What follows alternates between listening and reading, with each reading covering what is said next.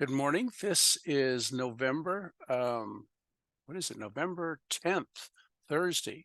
And here's where we are on the week of November 7th in our second and last week on probability. And we're doing conditional probability. And the previous week we did sort of basic or absolute probability or total probability. And we'll do practice problems today after reviewing some of the definitions of what's going on. And also this weekend, because we don't have, there's no class tomorrow, there will be a second version of Concept Check 2 and a second version of Demonstration 2, which will open up this afternoon and be available until Tuesday night. So that gives you 5 days in which to catch up on Concept Check 2 and Demonstration 2. And take further versions. And again, for both of these items, if you do better on the second Concept Check 2, it replaces the score of the first one. And if you do better on Demonstration 2, it replaces the score on Demonstration 2. But if they're lower, the higher score will be the one that counts. Okay.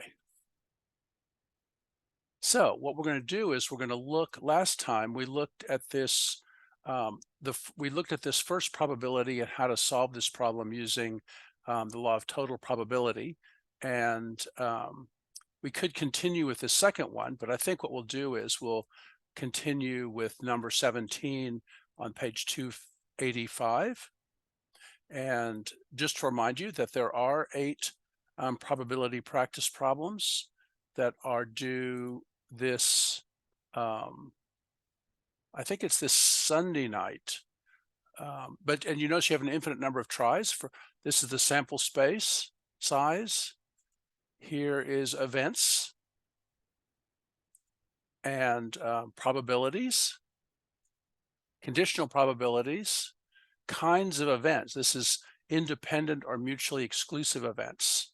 And I think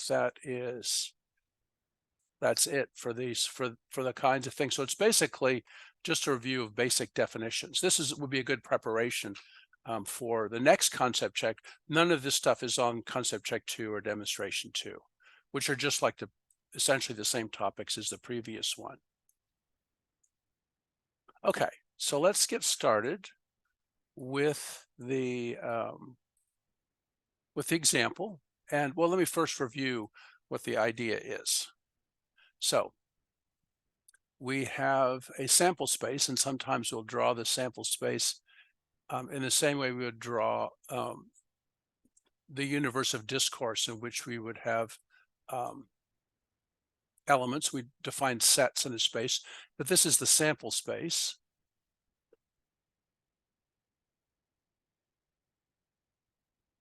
And the elements in here are called outcomes because they're the outcomes of some probability experiment. So the sample space is specific to each probability experiment, and the sample space is comprises all the possible outcomes. And so the size of the sample space is number of all possible outcomes. And that's where counting comes in. And we define subsets of the sample space are events.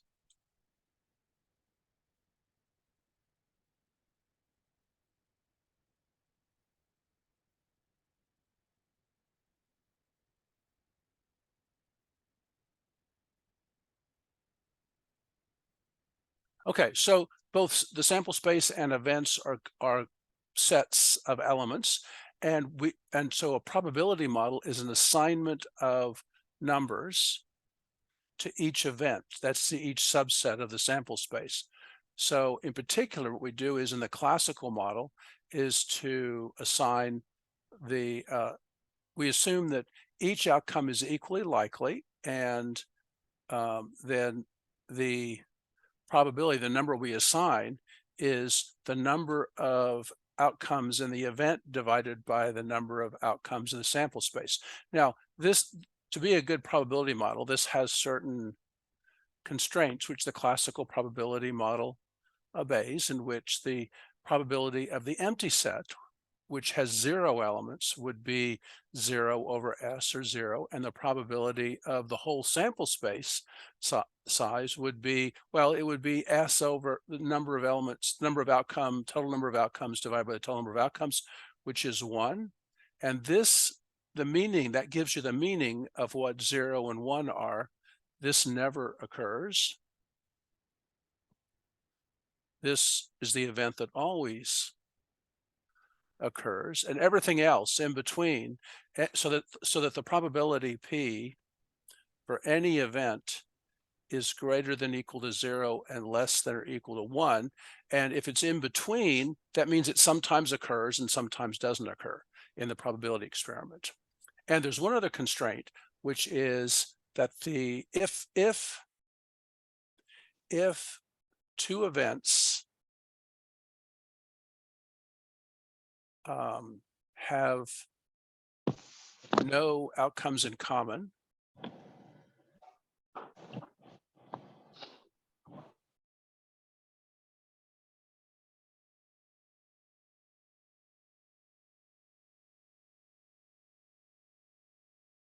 then say the events are A and B, this means that the intersection of A and B equals the empty set.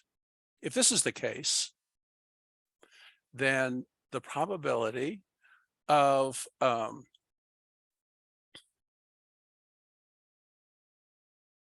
union, the probability of A union B is equal to the probability of A plus the probability of B. And you'll recognize that if two events have nothing in common, they are mutually exclusive. So the probability model has to have this idea that this is here, and so it sort of gives you a constraint on how you build up the probabilities, because if I'm in this set, there are a whole bunch of subsets that are just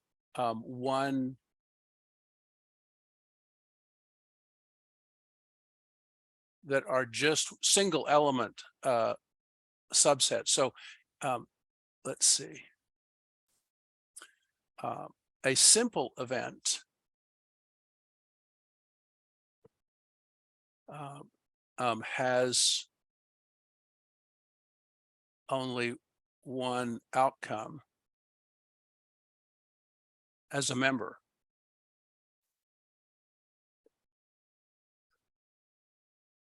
Okay, so these two principles together allow you to build up the probability of any union of events or subsets of sample space by this additive principle, and because there's no intersection between the simple events all have no. So that way, if you want to specify a probability model, all you have to specify is the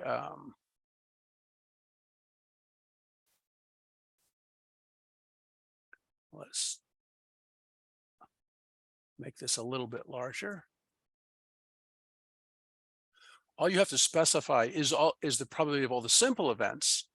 And since that applies up here to the numerator, you basically, whatever controls everything is just the size of the sample space. So this is what's going on with classical probability and these properties. Okay, so that was sort of all the concepts that occurred during the first week of our probability examination. And the second one was we looked at connections between events. This is already a connection between two events, that they're mutually exclusive, and that means that but we're interested in the probability in terms of connections, but the conditional probability, which is the probability that A occurs given that B occurs. And this is defined as the probability of the intersection divided by the probability of the second item, the one that you know. And this sort of plays the role of the new sample space, because you can see that if each of these, using this definition here, has a 1 over the size of the sample space in it, and I can cancel those out. So this will be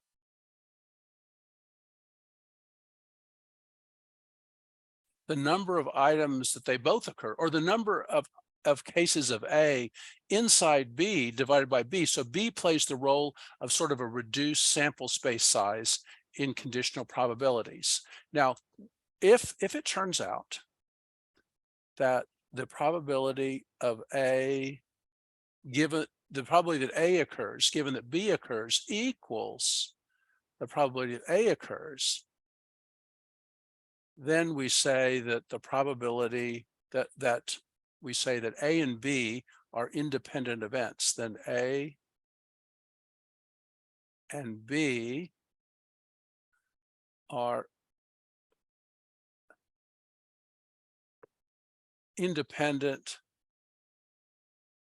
events. Okay, and those are the two big classification in which the events are independent and their occurrence or not occurrence doesn't affect where the other one occurs.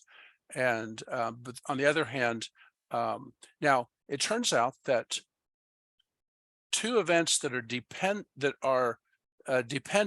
like if they haven't, this strongly affects whether or not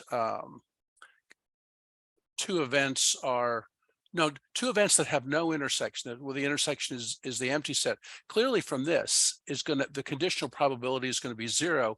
So the occurrence of B rules out the occurrence of A. So that's a strong interaction effect. That means this isn't possible. So they're not independent. They're mutually exclusive, which is highly dependent on each other, that one excludes the other. So there's intermediate cases where one will make it more or less likely that another event occurs. And so this connection between different events is really important in looking at probability situations. And that is why conditional probabilities are so important, but they're also hard to understand because there's a lot of strange things that happen or occurrences, and that this then makes it difficult for people to think about or understand situations where some situation occurs that involves conditional probability. And we'll look at the puzzles, the purple puzzle and the Monty Hall puzzle as trying to understand them in terms of conditional probability. So there's one other sort of the last item, which is the law of total probability.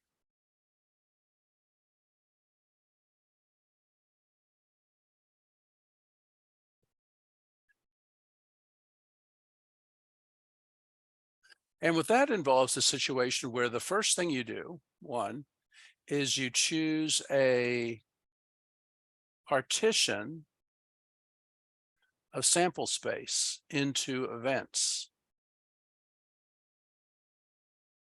So here, a partition is a division of a set into, so the whole set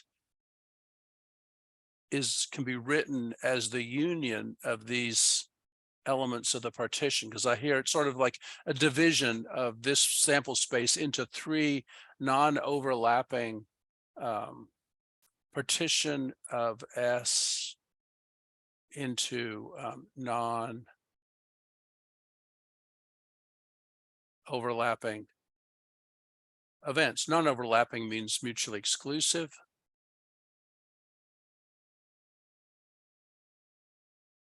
Which also means that the intersections of E1 and E2 is the empty set. So the intersection of any two events is going to be the empty set. And you can have any number of events in your partition. Now, if this is the case, then you want to know what the probability, say, of some event A is.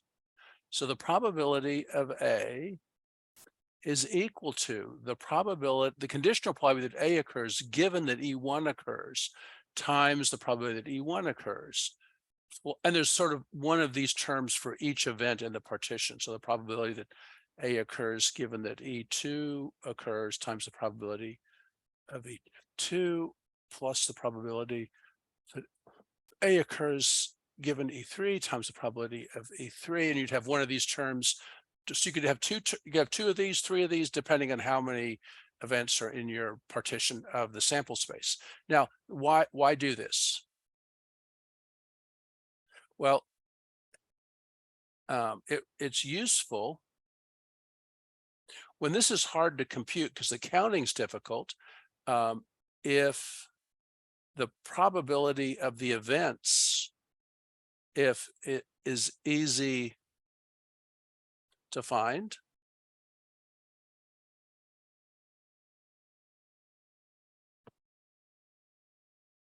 and the probability and the conditional probabilities are easy to find. They might be easier to find these because for any given problem, you're choosing your events to make the conditional probabilities obvious. And you want to use the idea that if for example, the events here, they're either the intersection is 0 or non-zero, or if A is completely, if one occurs, then the intersection is the one's a subset of the other. Then that makes it really, it makes them easy. And then that sort of, it's like a process of divide and conquer. And so this is sort of a review of all the concepts that we've had. And let me now stop the